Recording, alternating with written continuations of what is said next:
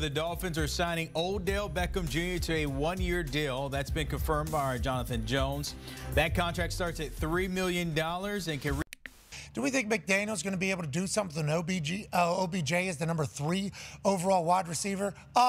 Yeah, we think that's the case.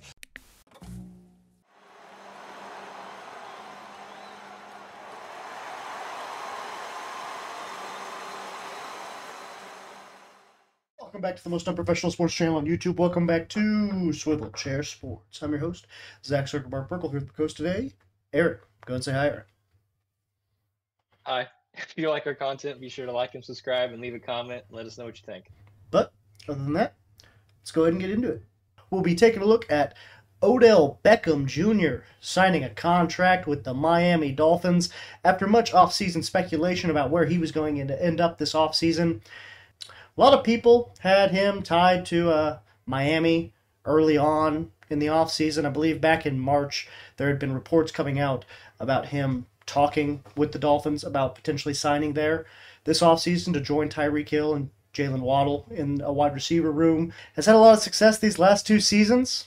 But with the addition of Odell Beckham Jr., obviously, who knows what can happen? Maybe this could be the missing ingredient for a team that's been trying to take that next step these last couple seasons. And under Tua Tagovailoa, they may have their last opportunity with him captaining the ship this next year, some are saying. So, in this report coming out a few days ago, the Dolphins have agreed to terms on a contract with wide receiver Odell Beckham Jr., source confirmed to ESPN, adding a veteran presence to a position group looking for a third option. The source said it's a one-year deal worth $3 million with incentives that can push its max value to $8.25 million. So, Aaron, with that being said, what are kind of your thoughts on the price tag attached to Odell Beckham Jr.? Do you think this is a little too low of a contract for someone of his caliber, or do you think this is just where he's at this point of his career? I think this is just kind of where he's at this point. He's chasing another ring. Obviously got one with the Rams back in 2021. And I don't know that he's really earned a whole lot more, because ever since his first season with the Browns, he hasn't really been able to stay healthy. So I think there's a lot of questions around how many games he can actually play. Is he still, good enough for a full season? But yeah, I think it's a good pickup for them. They've already got, like you mentioned, 2 dynamic receivers in Tyreek Hill and Jalen Waddle, and bringing him in that adds to the weapons that Tua has. Yeah, I believe if I remember right, last year he had signed with Baltimore kind of late in the offseason, right before the season started. Rack up 565 receiving yards on only 35 receptions, averaging 16 yards a reception, which is pretty impressive for a guy over the age of 30. He's obviously still able to make plays down the field on designed routes, probably plays kind of drawn up to kind of look his way, I would assume. Didn't play at all in 2022 after recovering from an ACL injury he suffered in that Super Bowl that he won with the Rams, you had mentioned, in 2021. But yeah, before that, couple injury-ridden seasons with the Browns. And that's kind of been the tale of his career these last 5 years, is just injuries keeping him from reaching his full potential, seemingly, because up until those injuries started plaguing him in Cleveland, he was racking up 1,000-yard seasons every year outside of 1 year in New York, which was shortened by injuries. So when he's on the field, the dude still seems like he's a playmaker, always has been. Obviously not to the degree he probably was back in, the mid to late 2010s, but he can still get it done. Last year, 16 yards of reception is insane. 500 yards still is crazy. And if he can add that on top of like Tyreek, who's, coming close to getting a 2,000-yard season this past year, Jalen Waddle, who's more than capable of 1,000 yards receiving, Tua Tagovailoa is set up for success this year, and I think this is kind of a make it or break it year for Tua, in my opinion. He's got all the weapons he can ask for. They've improved, the defense this offseason as well, bringing in guys like Chop Robinson this offseason to help an injury-plagued defensive line. So, assuming that Tua can stay healthy this year, do you kind of feel that this is it for him? Like, he's got to prove that he can take the Dolphins to the next level this year, or they may be looking for his replacement?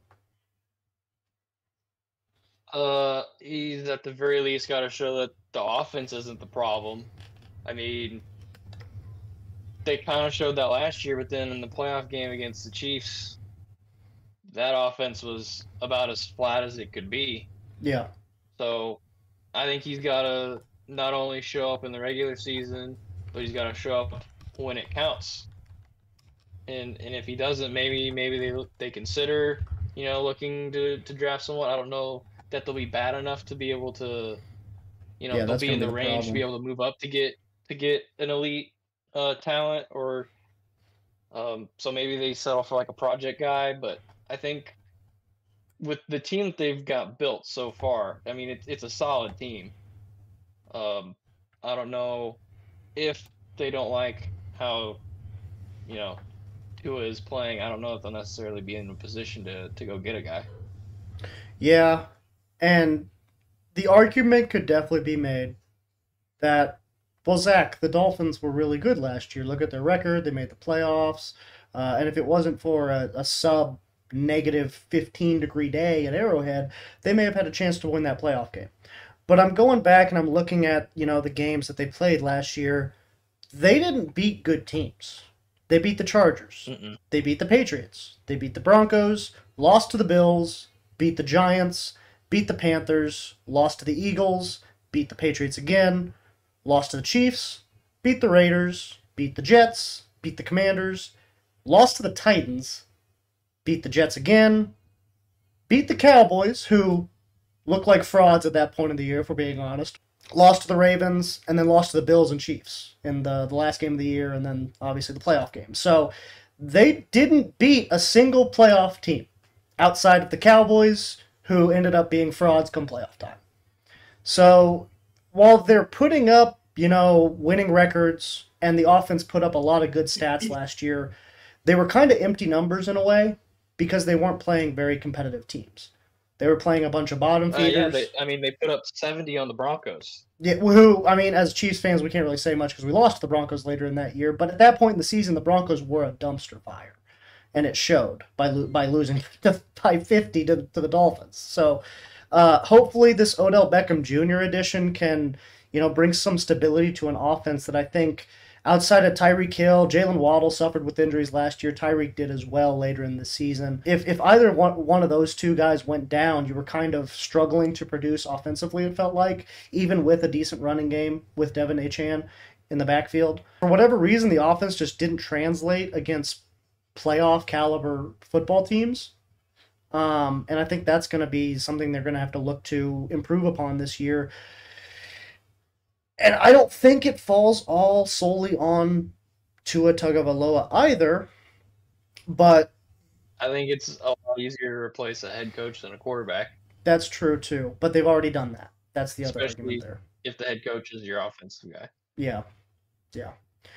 Which they did already do that. They fired Brian Flores a few years ago, brought in this new guy who, Brian Flores, I don't know how much he really worked with Tua. I think he was really only there for his rookie year. I think it was a whole lot. Yeah, I think he was only there for his rookie year, and then Tua didn't even play much because he was hurt. So they may look to move head or change head coaches this next year if this season doesn't go well. They may look to move on from Tua, but I do think the Dolphins are going to figure it out. Mike McDaniel, he's an offensive genius for sure. It'll be exciting to see OBJ paired along with Tyreek Hill and Jalen Waddle. And I think the Dolphins are going to be amongst one of the top teams in the AFC, if I'm being honest. I have them winning the division.